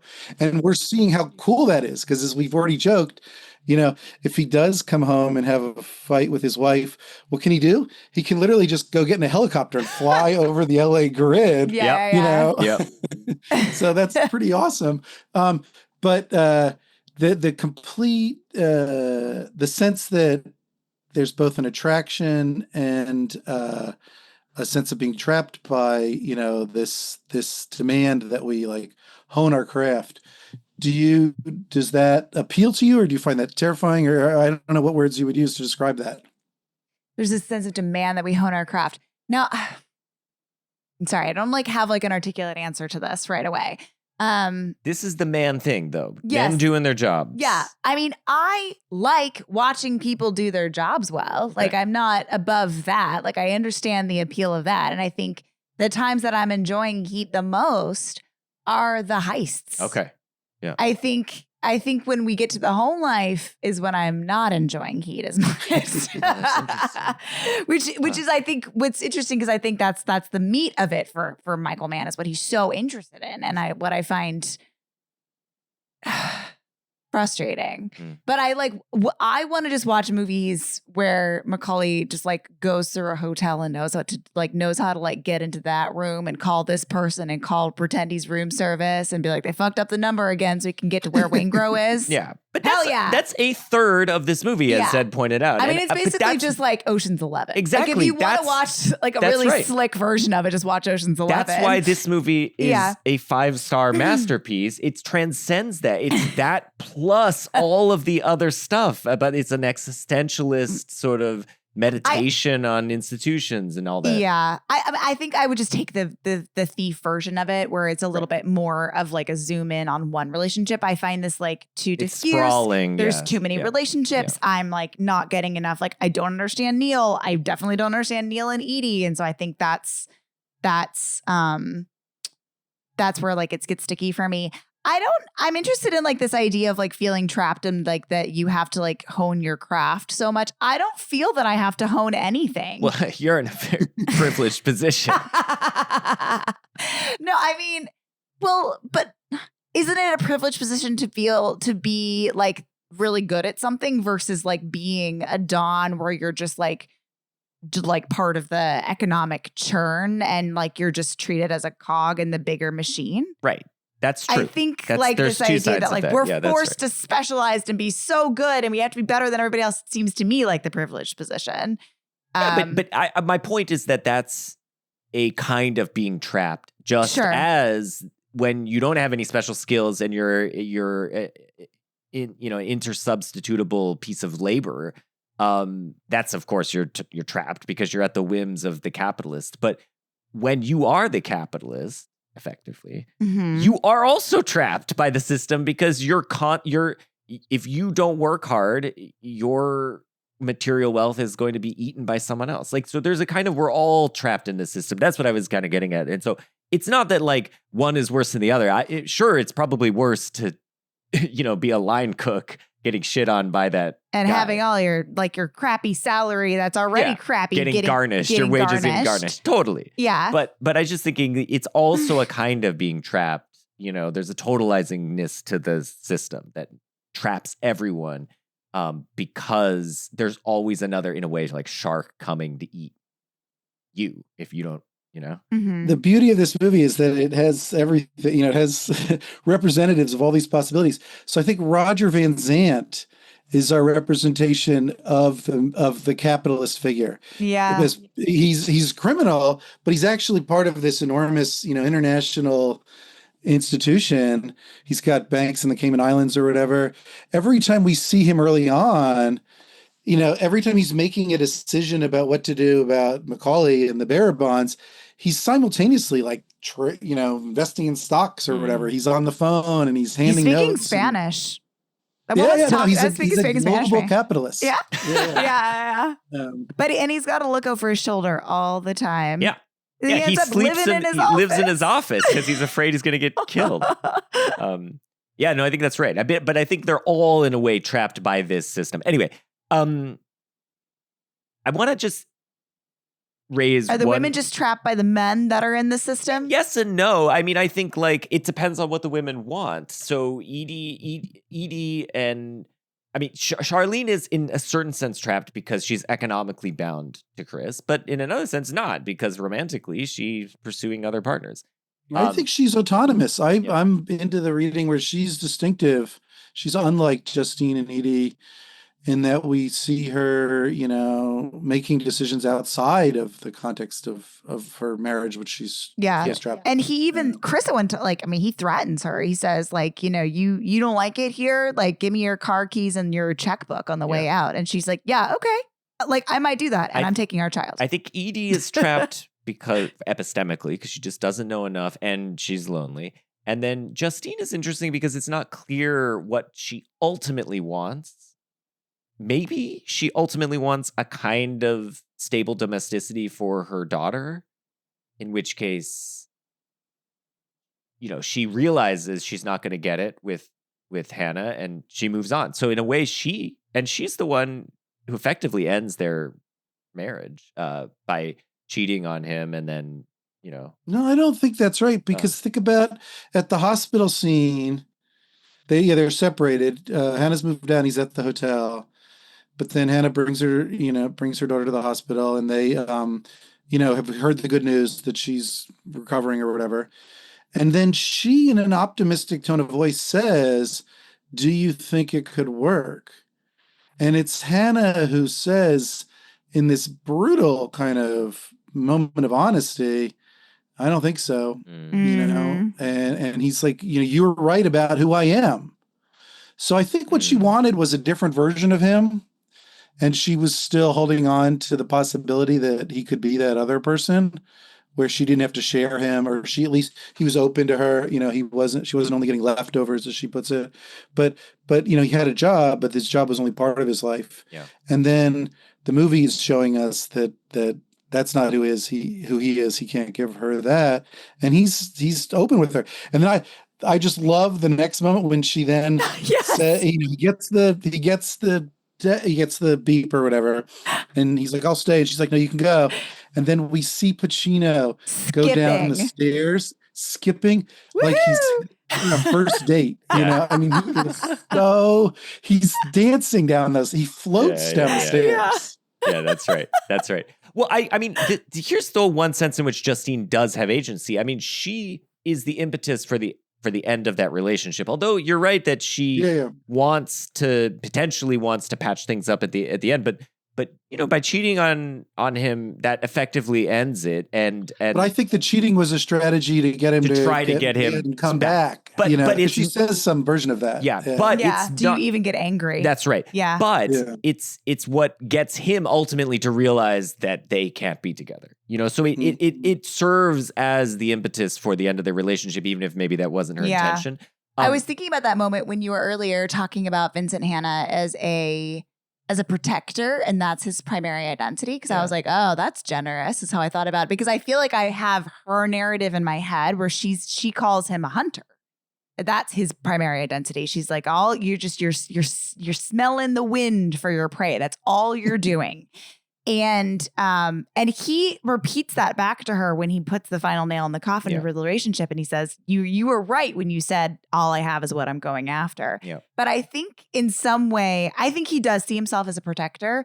And I do think like he sees himself, that withholdingness that he has with her, as an act of love to not bring that darkness into her life. But in that moment, he's choosing to like reflect back the narrative that she sees of him. Like rather than defending himself, he's like, no, I will say that I am that thing. I will be that thing because like that's what we need to have closure and for you to move on. And that's my way of protecting you, is by telling you that I'm all I am is this piece of shit hunter. That's and that's all I interesting. have. Yeah. And when in fact he does have love for her and for Lauren. It's just that like it's not going to work. He sort of knows that's not what she needs. Yeah. And that removes some of the agency from her then. Yeah, I see that. Yeah. I see all this. Yeah, that's a good point. I think it's a sign that she misunderstood him. It's in yet another dimension, because I think her strategy was to get him to, be mad and then want her back. And then this is something I only noticed this time, and obviously I've watched this movie too many times. As Hannah's walking out, he says, "I never cheated on you," but he says it really quietly, and he says it.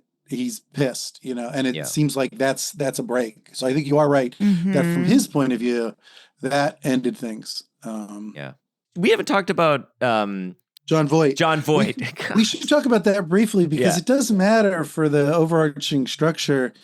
So it's Nate's idea that they will resell the bearer bonds back to, Roger Van Zant, who they were stolen from, and make more money from it.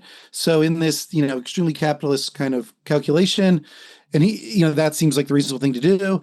And McCauley even says, like, is that wise? And he says, yeah, he's a businessman. You know. Turns out he's not a businessman. He takes it personally, and that's what, sets that subplot in motion. But do you have any readings just of that interaction? Like, it is just an illustration of how they are thinking about these things like investment bankers. Yeah. It's showing you their extreme professionalism with regard to money investment and, returns on it. They're like playing some Big Short games there. I love the Nate character. I think he's great. The other one that I love that we haven't talked about is Tom Noonan as Kelso. These guys that like he's just out there just floating around. You just gotta grab it. I think both. So Nate is like this. He's the criminal mastermind. If there's a Michael Corleone in this situation, it's Nate. He's the guy who's sort of setting everything up. He's got the ears to the ground. He's connecting Neil to Kelso, who ultimately gets him all the bank stuff, and he's brokering these deals with Van Zant. And I just love that character. I think he's super professional. I think he owns like a bar somewhere, and he's just kind of always at this bar. The bar seems to be his office too, Anyway, I love how John Voight is it's just like, I'm gonna whisper every one of my lines. he's so subdued. Like talk about professionalism. When you add a costume and makeup like that, you got to balance it out by just whispering your lines, because it's like apparently his look was based on I think Chuck Adamson's look, the Chicago cop who Hannah's based on, who had this famous encounter with a criminal in Chicago named Neil McCauley, where they did have a coffee shop like conversation, and then later the cop Chuck Adamson killed the robber Neil McCauley. That's awesome. So I think his look was based on his look, based on Chuck Adamson's. Okay, cool. Yeah, I love it. So Nate says to McCauley at one point, "Funny as a heart attack, man. 3 marriages. What the fuck do you think that means? He likes staying home?" Means the man is one of those guys out there, prowling around all night dedicated. With this guy, this much heat you should pass. I think my favorite, I'll just skip to what my favorite is Kelso. When Macaulay asks, how did you get this information? Kelso says, it comes to you. This stuff just flies through the air. They send this information beamed out over the fucking place. You just got to know how to grab it. See, I know how to grab it. I think that is so crucial for depicting the larger world that man wants us to imagine these guys occupying. And then remember how I'm also just like, he's going to make Black Hat. He's going to make Black Hat.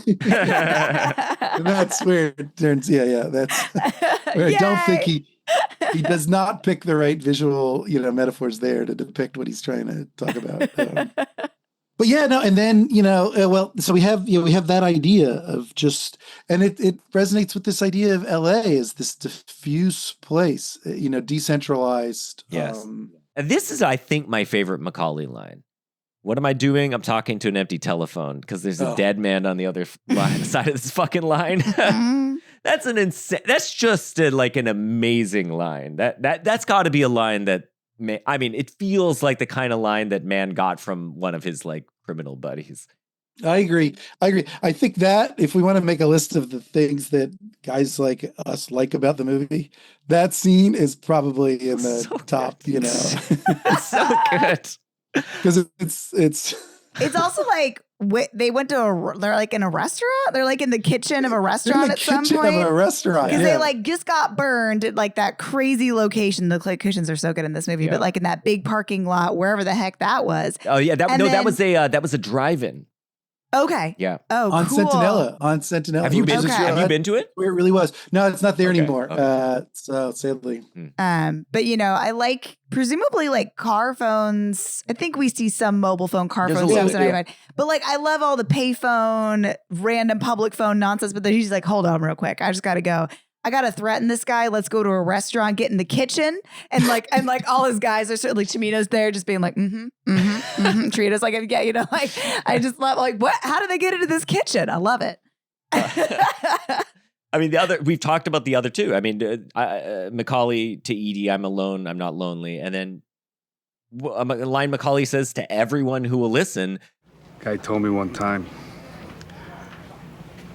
don't let yourself get attached to anything you are not willing to walk out on in 30 seconds flat if you feel the heat around the corner. That is just, an iconic line. Come on, Laura. That's a 5-star line. No, it's great. It's great.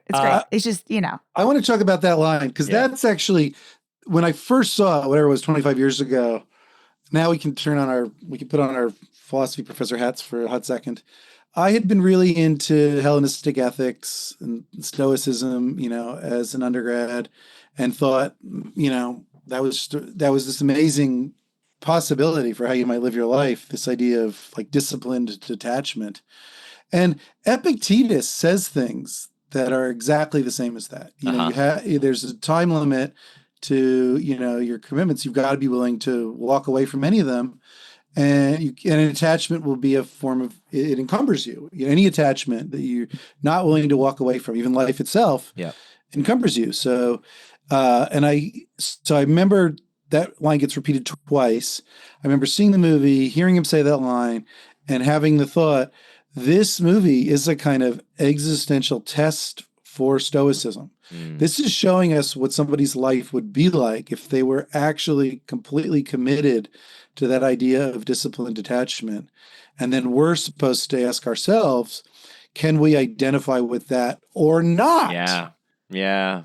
And I think the natural human reaction, as evidenced by people's oh no, he was made a mistake to turn off. People's natural reaction is not to be able to identify with it and not to be able to see themselves completely, in living that life. And I think, that's just then a challenge for the view. I think that's either we're wrong, we're deluded, the view is right, or no, the view is unlivable, and anything like a fully human life. And I think that's what's truly interesting about Macaulay's character is he's wrestling with that that question. Yes, I think that's right. No, I think the thing that it does is he embodies that Stoic ideal, which a lot of men of our age would, I think, find it's something in, some wisdom and insight and want to aspire to. And that's why they see Macaulay as this paragon of masculinity in a way.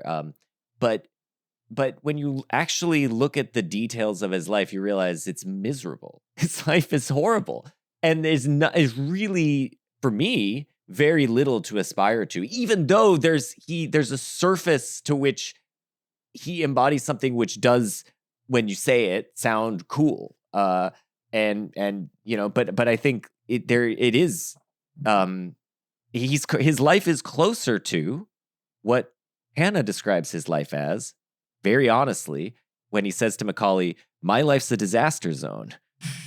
I got a stepdaughter so fucked up because her real father's this large type asshole. I got a wife. We're passing each other on the downslope of a marriage. My third, because I spend all my time chasing guys like you around the block. That's my life." And I think that is the thing. Like, both of these guys are embodying this, and it sucks. Yeah. To me, at least. It's just that Niels is a lot less messy because he hasn't get himself into 3 marriages. But yeah. So when he's at the bookstore and he gets a book on metals, is that because he's researching for the gig that they don't end up they end up walking at? Yep. I think so, right? Yeah. Yep. Okay. So he's got no interest. He doesn't read anything that's not related He's not to reading metals work. for fun.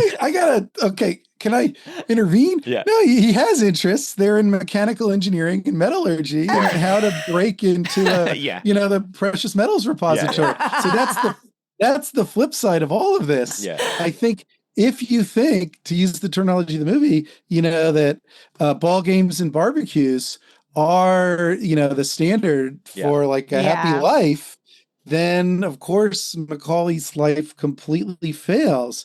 But if you think the standard for, a good life or fulfilling or, a rational life, as the Stoics would say, is the kind of, intense engagement in a kind of challenging activity, then guess what? Macaulay's life is a tremendous success. Right. And this is where I want to just come back to reiterate something I said before. He is the one who gets Van Zandt. He's the one who gets Waingro, crucially. And, ironically, the heists themselves, none of them, well, I mean, it's complicated how we assess them. Like he and Chris, so the second heist, which we haven't talked about at all, but which is fascinating as the quintessential illustration of his stoicism, in which, just unbelievably walks out from just hearing a sound, but has the discipline to do that. That's not a failure. And then the last one is a success for him and Chris. Back to the individualism. Yeah. It's not a success for Michael and, Trejo and Don. But then, of course, about that, he says the most Stoic thing ever, when it rains, you get wet. Yeah. Like that's Stoicism 101. They're just like, you can't be upset about someone dying because that's irrational. That rests on the false belief that people don't die. But this is where I think the gender contrast is started. In the movie, it's the women who are attached to the kids. And so, I think for Charlene, this Stoic ideal would be a non-starter. Like for her, abandoning her kid doesn't seem like something she'd be willing to do at all. The Stoics are all like, every day, wake up first thing in the morning, tell yourself your kid is a mortal being, so your kid could die. So if your kid does die, you can't be upset. That's like what the Stoics said. Yeah. And then I think the movie's asking us, could you live a life following that? Yep. But I think, I guess what I would say, when I was like, oh, he doesn't have any interest, and you're like, he has interest. It's his work. It's his passion.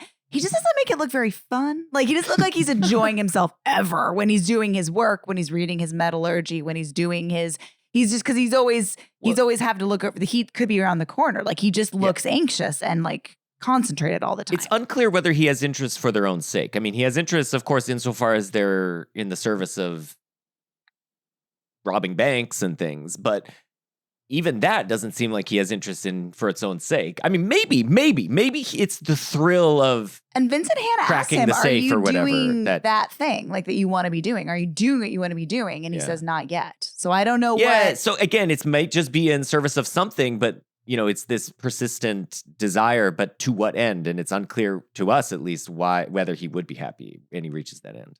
Yeah, so in my reading, he's wrong about he's wrong about his own like identity until he's in the tunnel. Yeah. And the tunnel is a kind of revelation. Mm-hmm. And the tunnel, it's like, why would I?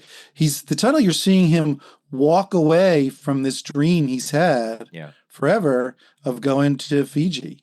We're seeing that he can be detached from that. Yeah. Right. And then he's back in the mix. And as Laura, as you said, we then see him awesomely improvise in the hotel. So damn good so at it. satisfying. No, that makes total sense to me. Like, and he sort of like thinks like this is what people do. They want to get out eventually, right? I also want to get out eventually, right? So he says things like when he has that moment where he puts it to each person, like, are you in or you're out? This is the last one. He says like, oh, I'm going away after it's worth the stretch to be. Like, he has to like make up a reason why something is worth the stretch versus like, it's just worth the stretch because he just wants the next thing. He wants the next stretch. He wants to like, it's for the striving itself. That's pushing him. Yep.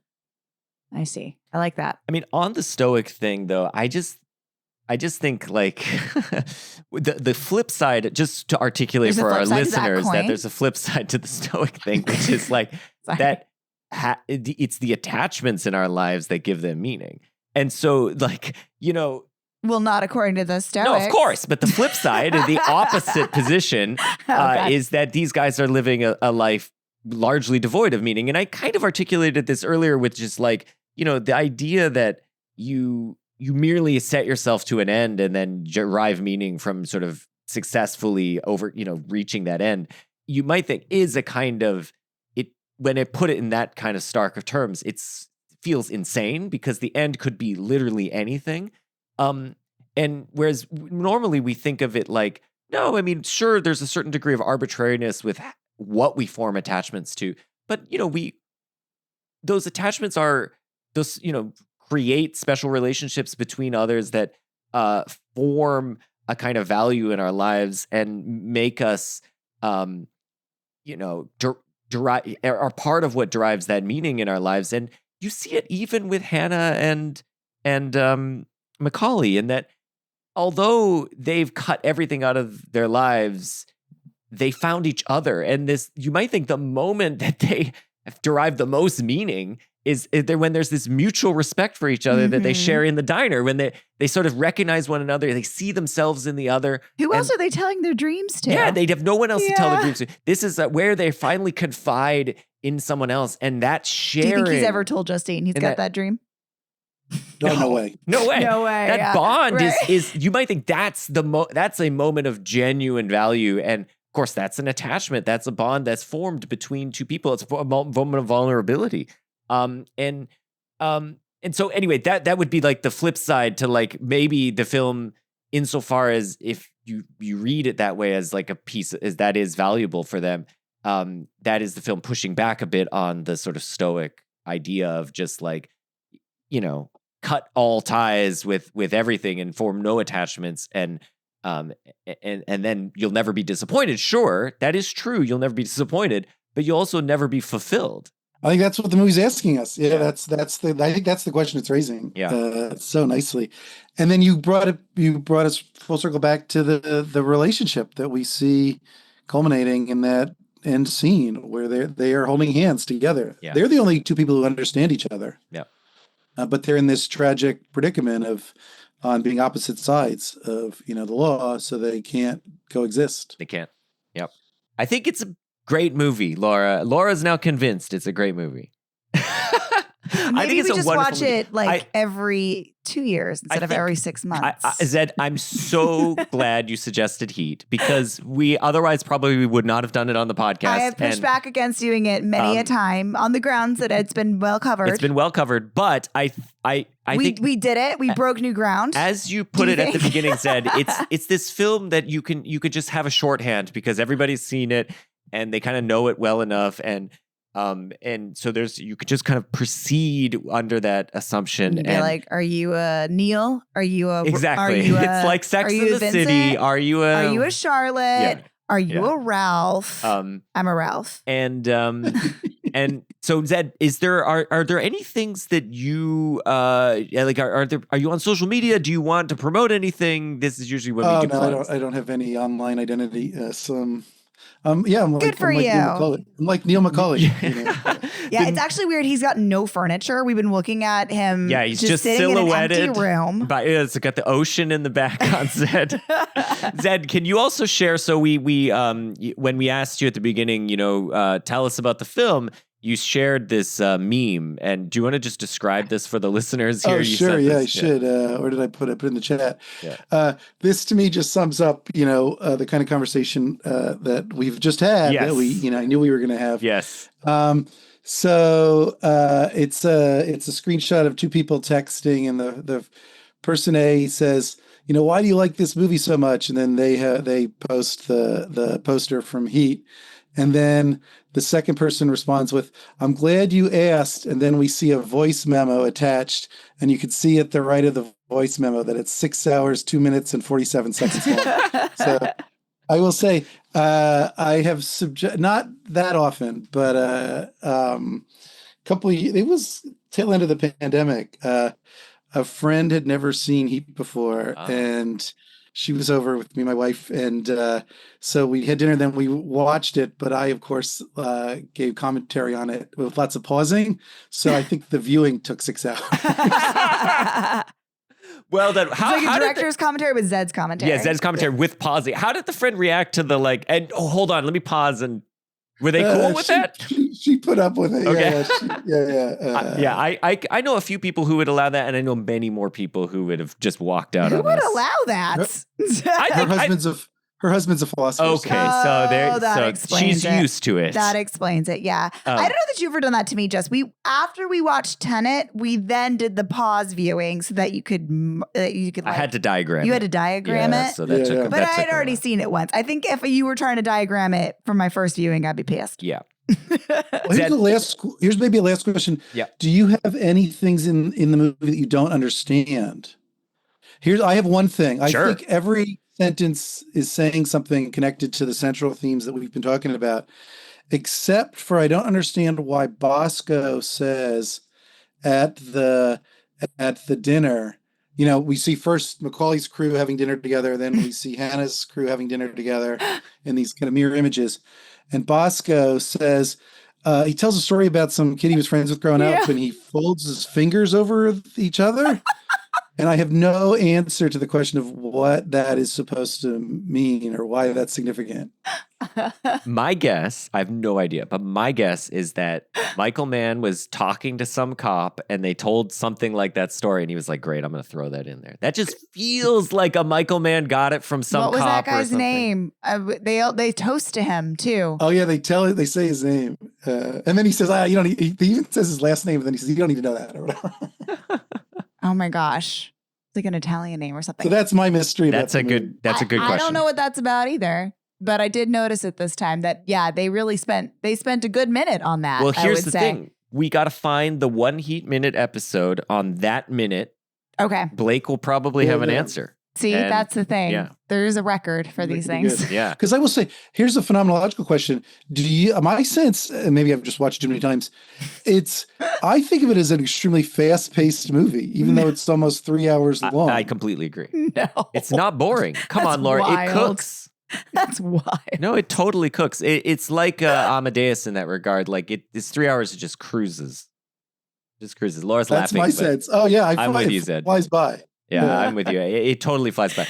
Look, oh my God. Laura, I will just say you did not fall asleep in the 3 hour movie. Come on. Didn't you let me sleep that morning? Yeah, but still. Okay. No, I had didn't. my sleep in. No, I it didn't. was Friday. Oh, All right. okay. Anyway, your behavior in the movie tells against what you're saying. Yeah. I don't know. I think the back half is long.